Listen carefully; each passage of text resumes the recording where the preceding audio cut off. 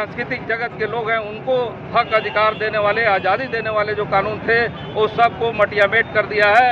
मोदी की सरकार ने एक एक कानून बदल दिए गए हैं और अब तो आप देख रहे हैं कि भारत की जो अपराध दंड संहिता थी उसको भी बदल करके वो 3 न्याय संहिता में बदल दी गई है और तमाम चीज़ों को बदलाव करके वो पूरे देश में लोकतंत्र का खात्मा कर रहे हैं। इसी योजना के तहत तमाम पत्रकारों पर तरह तरह की बंदिशें हैं, सोशल मीडिया पर बंदिशें हैं, उनका पूरा मोबाइल किसी का हैक कर लिया जाता है, उनका सोशल अकाउंट हैक कर लिया जाता है। ये तमाम घटनाएं हो रही हैं। सर, बिहार सर्वे में क्या ये उचित है कि मतलब गरीब ही रह जाएंगे और अमीर अमीर हो जाएंगे? फिर ये कैसा सर्वे है? बिहार में जो सर्वे हो रहा है वो पूरे तौर पे लैंड बैंक बनाने के लिए, बड़ी बड़ी कंपनियों को कैसे जमीन दिया जाए, बड़े बड़े भू माफिया रियल एस्टेट के जो लोग हैं उनको कैसे जमीन दे दी जाए, इसके लिए बिहार में भूमि सर्वे हो रहा है। नहीं तो सीधे तौर पे जो जहां बसा हुआ है उसके जमीन पर सबसे पहले कागज देती सरकार।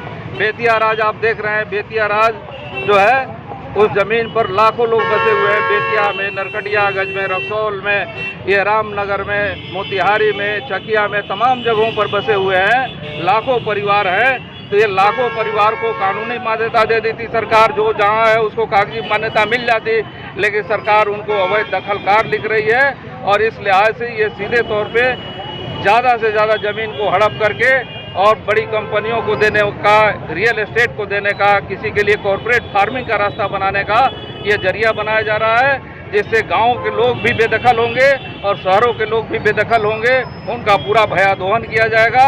तो इस सर्वे का हम विरोध करते हैं। हम ये सीधे तौर पे कहते हैं जब तक किसानों के ज़मीन का परिमार्जन नहीं हो जाता, जब तक दाखिल खारिज कंप्लीट नहीं हो जाता, जब तक जो जहां बसा हुआ है उसके ज़मीन का उसकी जमाबंदी कायम नहीं हो जाती, उसको सेटल नहीं कर दिया जाता, जब तक पर्चेधारियों को उनकी ज़मीन पर कब्जा नहीं दे दिया जाता, तब तक ये सर्वे करने का कोई मतलब नहीं है। ये पूरा जन विरोधी सर्वे है, इसका हम विरोध करते हैं। सर, आज का जो ये कार्यक्रम है कहाँ से लेकर कहाँ तक है? ये आज का कार्यक्रम यहाँ भितियरवा से शुरू हुआ।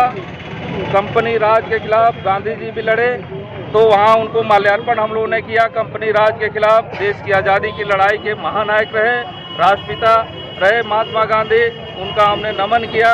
और देश के लिए जो शहादत देने वाले भगत सिंह रहे, फांसी के फंदे को चूम लिया उन्होंने साम्राज्यवाद के खिलाफ लड़ाई में, ब्रिटिश साम्राज्यवाद के खिलाफ, कंपनी राज के खिलाफ।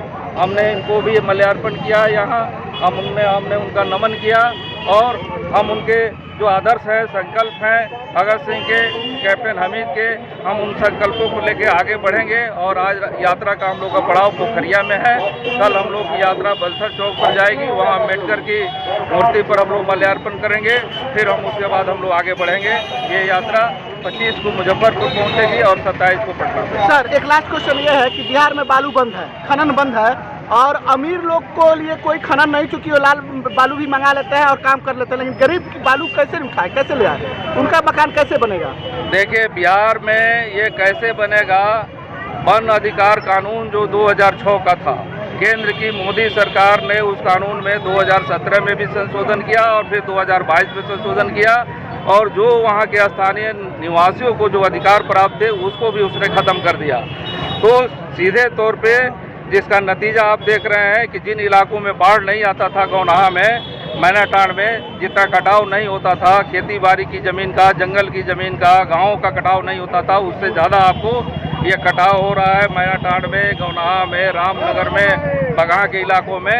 तो ये पूरे तौर पे प्रकृति के साथ खिलवाड़ है और जो जहाँ चीज़ें उपलब्ध हैं वो जनता को अधिकार है उसका इस्तेमाल करने का।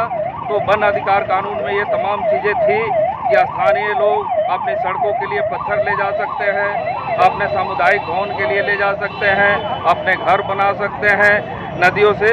लेकिन बीटीआर जब से आया है तब से तमाम चीज़ें रोक दी गई है और पर्यावरण के नाम पर ये तमाम चीज़ें की जा रही है। लेकिन आप चीनी मिल को ही देख लीजिए कि कैसे वो गंदा पानी यहाँ छोड़ते हैं, उनके लिए पर्यावरण का कानून कहाँ है। लेकिन जनता अगर पत्थर चुन करके अपने घर में इस्तेमाल कर लेगी तो उनको जेल में जाना होगा, वो बालू उठा लेगी तो जेल में जाना होगा।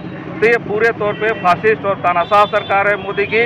जनता के एक एक अधिकार को ख़त्म उसने वन अधिकार कानून में लगातार संशोधन करके किया है, जिसका हम लोगों ने विरोध किया है। हमारी पार्टी उसके खिलाफ लड़ती रही है। बहुत बहुत धन्यवाद।